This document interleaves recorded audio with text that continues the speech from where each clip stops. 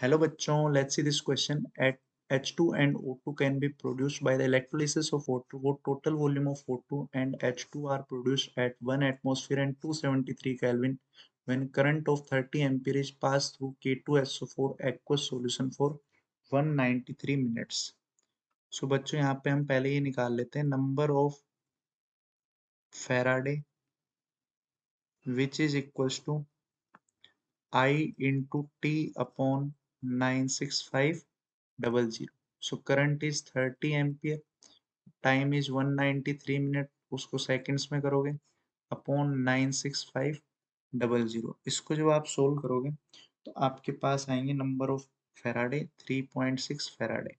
तो यहाँ से आप बोल सकते हो कि number of equivalent of H2 जो डिपॉजिट होंगे वो भी होंगे 3.6 equals to number of equivalent of O2. दोनों ही कितने डिपॉजिट होंगे बच्चों? 3.6. अब हम इसकी कैलकुलेशन कैसे करेंगे? देखो, नंबर ऑफ ग्राम इक्विवेलेंट का फॉर्मूला होता है n फैक्टर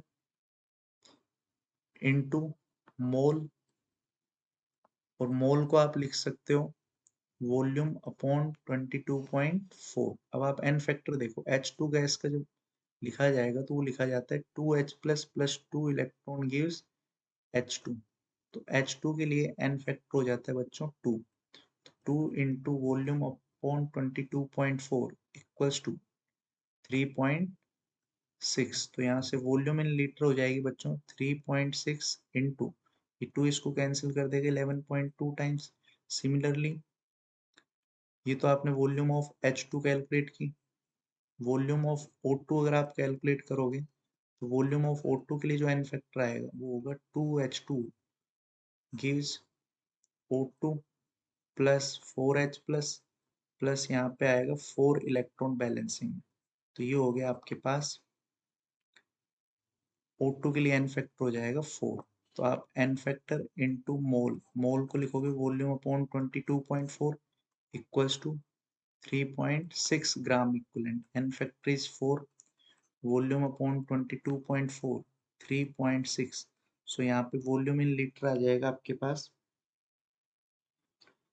3.6 इंटू 5.6. अब आप इन दोनों को ऐड कर दो, volume of H2 plus volume of O2. 3.6 into 11.2 plus 3.6 into 5.6. इसको जब आप ऐड करोगे तो आपके पास आएगी 60.48 लीटर.